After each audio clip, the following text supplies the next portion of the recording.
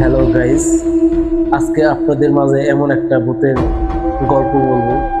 সেটা আমার নিজের ঘটে যাওয়া গল্প বলবো। এটা এমন একটা ভয়ঙ্কর ভূতের কাহিনী, শুনলে আপনারও লোম শিউরে উঠবে। অনেক ভয়ঙ্কর একটা কাহিনী, এটা অনেক আগেকার একটা কাহিনী। বৃষ্টি বাদলের দিন, ওই সময়কার ছিল বর্ষাকাল। ওই সঙ্গে আমার কয়েকটা ফ্রেন্ড ছিল, ওরা প্রচুর মাছ মারতো আর কি। আমি আবার তেমন মাছ মারতাম না। পরে ওরা মাছ মারতে যাবো রাত্রে, আমার বলছে যে রাত্রে মাছ মারা যাবো, যাবি কিনা। আমি তো মাছ মারতে পারি না, যাবো কিনে। পরে যাই হোক, আমাকে নিয়ে গেল ফোন দিয়ে রাত আনুমানিক 8টার দিকে। মাছ মারতে যাবে টেটা দিয়ে। আমাদের দেশে টেটা দিয়ে মাছ মারে রাত্রে, লাইট দিয়ে টেটা দিয়ে। পরে লাইট নিয়ে টেটা নিয়ে ওরা গেল, ওদের সাথে আমিও গেলাম।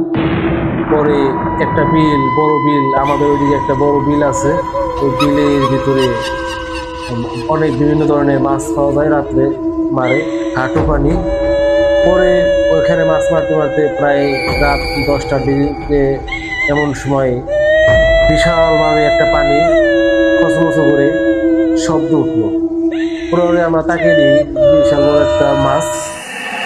ওটা আসলে মাছ ছিল না, ওটা একটা শয়তান ছিল।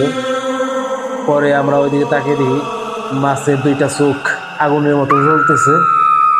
পরে আমরা ফাঁকি দিয়ে দেখতেছি, প্রায় 10 ফিট ফাঁকি থেকে মাছটা দেখতেছি, কালো মাছ।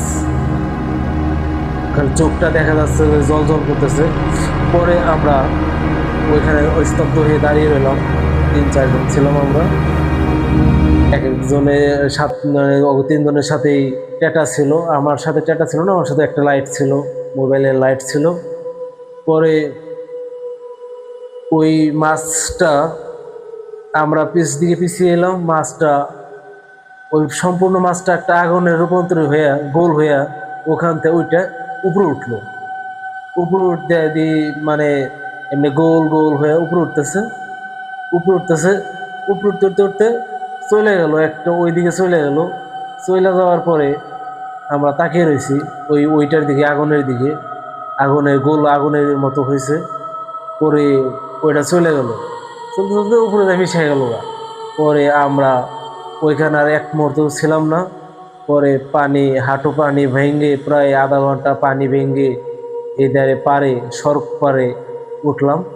ওইটা দেখি সেম ওই আগুনের মতো আর একটা, ওই যে জায়গায় থেকে আসলাম ওইখানেই নামতেছে। কারণ ওই জায়গাটা ছিল অনেক ভয়ঙ্কর খারাপ জায়গা, দিন দুপুরে মানুষ ভয় পাইতো অনেক। পরে ওই